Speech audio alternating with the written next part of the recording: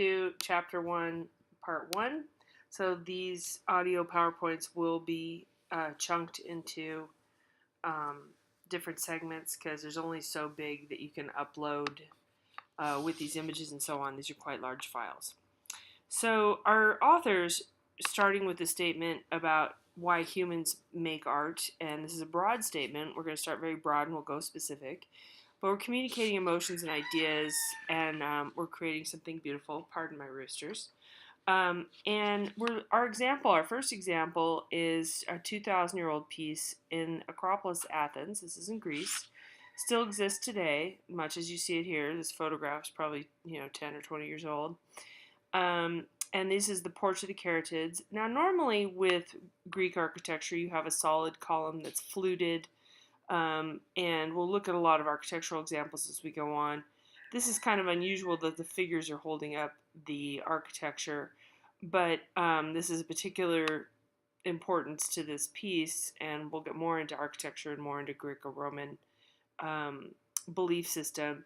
But we have these human forms, and they're pretty realistic looking. Now, the faces are quite weathered, so we don't have a lot of facial detail, but this is toward realism and toward glorifying the human form. That's very important in Greek architecture, and then it comes back in the Renaissance. The Renaissance is the rebirth of Greco-Roman beauty and sensibilities and art forms. Okay, so this is from our author. So art is a primarily visual medium used to express ideas about our human experience and the world around us. And our first examples that we're going to compare here is how different two female forms can look. Okay, so we are, let's see, about 400, 500 years apart here. And we have Pablo Picasso on the left, and this is early Cubism. And then we have Botticelli on the right, and we have early Renaissance. Now, Renaissance starts in 1400s, roughly, but Botticelli's piece still isn't quite completely realistic. It's idealized, and we're going to talk about these different designations, these different labels in a moment. But we have this beautiful human form, lovely flesh, celebrating the beauty of the female form. And Venus is harkening back again, because it's the Renaissance. We're harkening back into the Greek and Roman pantheon. She is the height of female beauty, and she was born on a clamshell, and it comes to shore. Okay, so on the left, we have Picasso. And there's a lot of confusion, and you're going to hear me say this repeatedly about Cubism and about modern art in the 20th century. And we're in the contemporary era, we're in the postmodern era, or even post-postmodern era, so we're way beyond Picasso. This is over 100 years ago. But what is happening here is the disjointed nature of culture, and I think you can kind of understand that in the context of today, how upsetting or disturbing or crazy things can be, and I'll get more into that too. That is what starts to come out in the artwork, and things are confusing. His relationship with women is also complex. It's also personal. It's not just cultural for Picasso, but he paints this in this distorted manner for a number of reasons. And we'll get a little more into that as we go through the chapter and as we go through the book. Okay. So when we look at Botticelli, you're looking at the function, the visual form, the content, and the aesthetics. Now, the function of this piece, I wouldn't say this is a highly functional piece in the sense that, we don't use it for ceremony or anything, but this was meant to be observed in someone's home, and it reflects the ideals of the early Italian Renaissance, okay? And we're kind of hearkening back to that ideal beauty of the human form, which I said. And the content is excuse me, the Greek and Roman mythology, but it's also Christian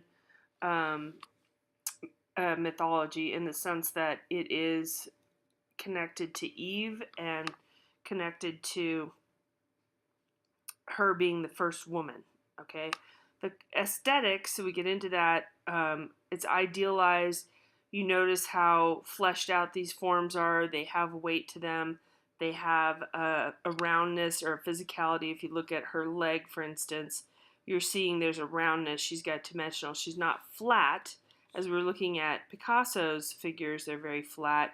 And previous to the Renaissance, figures tended to be flat.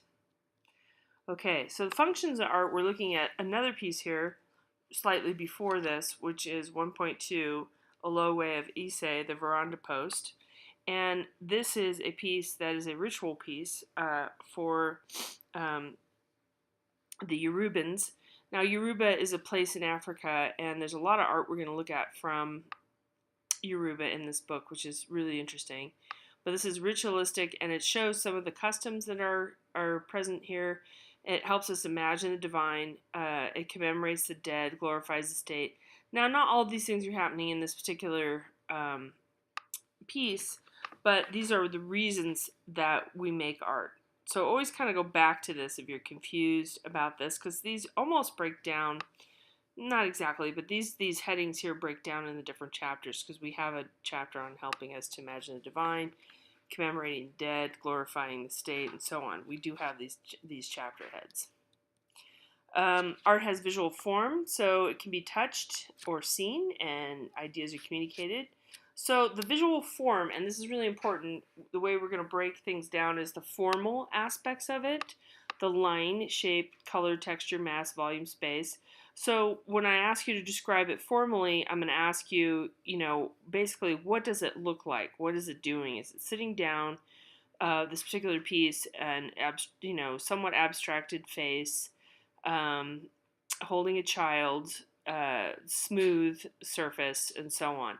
You're gonna express all this stuff here, and the compositional arrangement of formal elements. So you might say that the knee is creating a triangle, and that knee is creating a triangle pointed out, outwardly, and the material. Okay, so this is either stone or clay.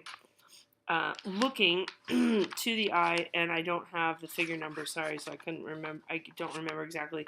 I believe this is a clay piece. Okay, so in Nigeria, this sculpture reinforces the king's power, and in ancient Rome, this piece, the equestrian statue of Marcus Aurelius, which is also a 2,000-year-old piece, reinforces the ruler's power. Now, these are both equestrian pieces, although this one's a little hard to read. The horse's head is right here. It's a little harder to read because it's vertical, and this one has got even vertical and horizontal. Now, I'm going to start here remembering that with the Greco-Roman art forms, the aesthetic, the important way that they show the work, what is admired is the human form, and it's done in all its glory, right? Now, this also is true about other objects and animals, and in this horse is a very lifelike, realistic horse. There's muscle tone, there's veins, there's all kinds of stuff going on. And you think about this 2,000 years ago, all this detail and drapery and hand gestures and the proportion that the head has to the hand, and it's all quite correct, and the horse as well.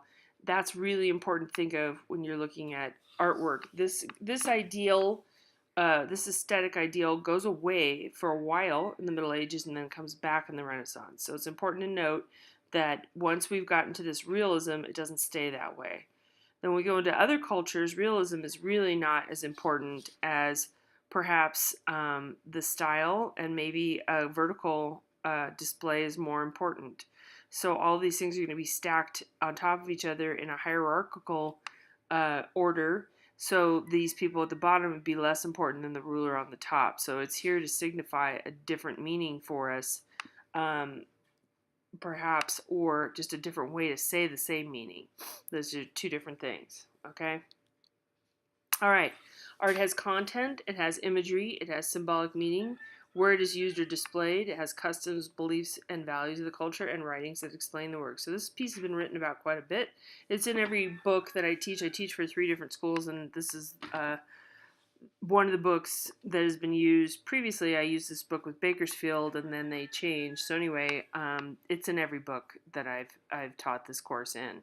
So we have Marcus Aurelius here, and he is in a square, which would be somewhere where people could see him, walk by him, and know his power. Where other, his subjects, the people that obey him would be.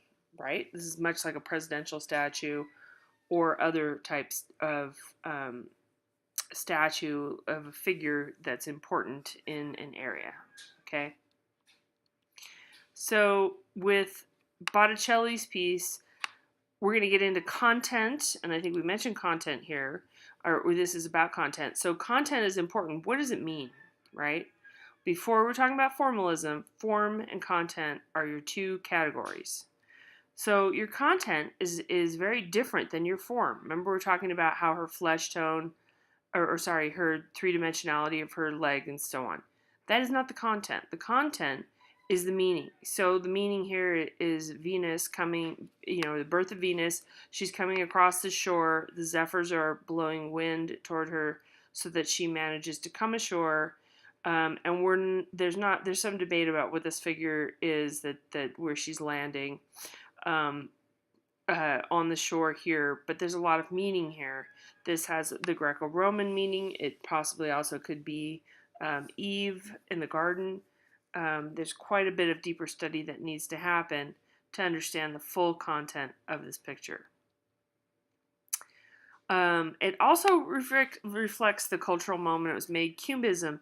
Now, the hard thing here was a little bit confusing, that Picasso invented Cubism, but he is really one of those artists, and that's why we already know his name. Before you even took this course, you've heard his name, is that he was really connected into what was happening at the time, and he was able to paint and express much of the emotion of that time, much like a song that really makes sense to you, that for what's going on in your life at that moment or culturally at that moment. So the content in this would be maybe complicated. So we don't necessarily know these are prostitutes by looking at them, but as we read about this piece, then we find out that these are prostitutes, and we know that this distortion or this staring and this unveiling, maybe all of this is how Picasso feels toward women, and the sense of cubism and distortion and the displaying of multiple segments of time gives us these layers and these faces sort of distorted and looking at us.